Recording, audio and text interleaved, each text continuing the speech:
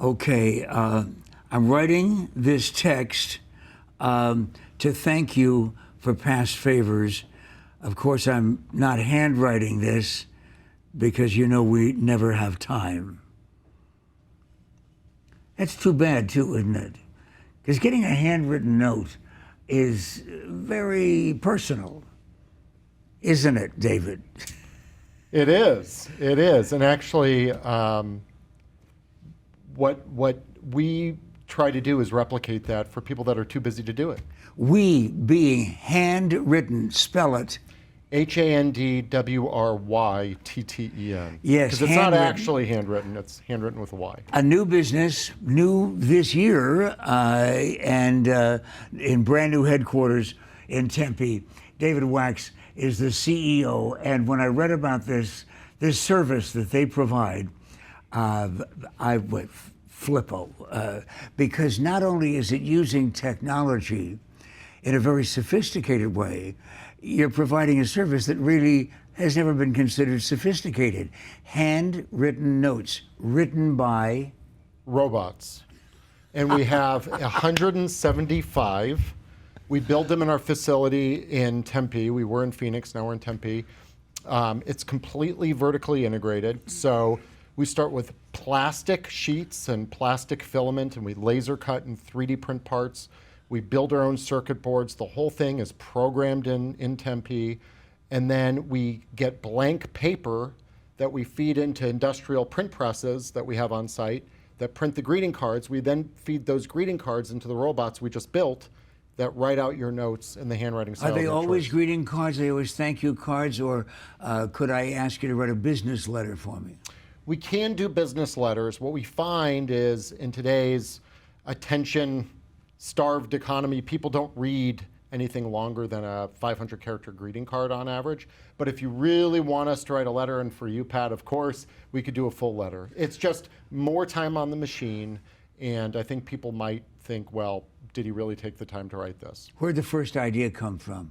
So I actually had a company before this that did text messaging, and we'd send 1 million text messages a day for Abercrombie & Fitch and Toys R Us, some very big brands.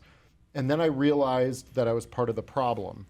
And this was 8 years ago. So back then it was even better than it is now. But now, you send and receive 4,000 text messages a month. You get 150 emails a day. Do you want to be, if you're trying to communicate with your customers and prospects, do you want to be in that pile of digital junk? Or do you want to be in the pile of 3 handwritten letters the average person gets a month? So it's about breaking through the din, getting past all the garbage, and really getting out and getting somebody's attention. Additionally, what we're finding is not only are these notes opened and read, they're kept. So for instance, we have a piano tuner based in Pennsylvania. Now, wait a minute. Nobody has ever in this building ever said, we have a piano tuner. Yeah. People don't even think that exists anymore. People, yeah, it's a piano tuner in Pennsylvania. Okay. He uses our service, sends you a handwritten note using our service. When he tunes your piano only needs to be tuned once a year. After tuning your piano, he doesn't see you for a year. When he comes back a year later, that handwritten note is still often sitting on the piano. And you're not going to get that by sending somebody a text or an email, but that constant brand reinforcement for a year he's able to get by sending a handwritten note. Now, it could be a real handwritten note. That would be just as good or better, but people are so busy now, they don't have the time, so they turn to a service like ours. Well, you got to tell me, though, that there's some lovely lady who has doilies on an end table that said something to you, even when you were growing up, about how nice it is to get a handwritten letter. Of course, yeah. My parents forced me to sit down after every birthday and all that. Oh, didn't we all? Yes. And when I went to sell my last company, part of the reason I came up with this is I wanted to thank all my employees and all my customers for being with me on that journey of the text messaging company.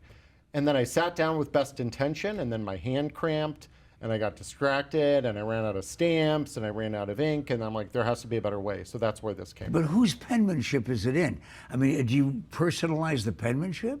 So on our website, there's 34, I believe, different styles that you can choose from. Wow. Or you can create your own. And we have major celebrities. We never mention our clients, but we have business leaders in Phoenix using us. We have major celebrities. We've got. Okay, but excuse me, I'm sorry. Before we run out of time, let me understand. If George Clooney wants to write back to fans, right? In George Clooney's recognizable handwriting, he can actually give you a sample of that and you can recreate it? Absolutely. Yeah. Wow. This could be a whole nother discussion. We have a woman that's replicating her children's handwriting every year. I don't know why she's spending the money, but she is. And she's getting a digital copy of her kid's handwriting. So when they're all grown up, she can say, send me a handwriting, send me a note as if you were 14 or 12, and then we will write it up for them. All done by the robots that he has in his employ. How much does the service cost, though? Give me some kind of a basic bottom line. Yeah, if you send one note, it's $3.25 plus postage, but then it goes down from there with bulk.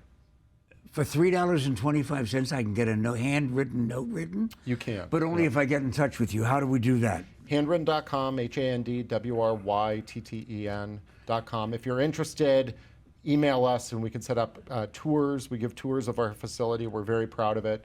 And then our big bread and butter is obviously bulk notes for the holidays, which are coming up. And when Aunt Lucy, by the way, sees you actually writing Handwrytten, you say, sorry, Auntie, no, that's correct. Don't correct me. But if you'd like to send me a note, make it handwritten, won't you? Okay? David Wax, you can use his name when you call him. Tell him that you watched the conversation with me. I'm Pat McMahon.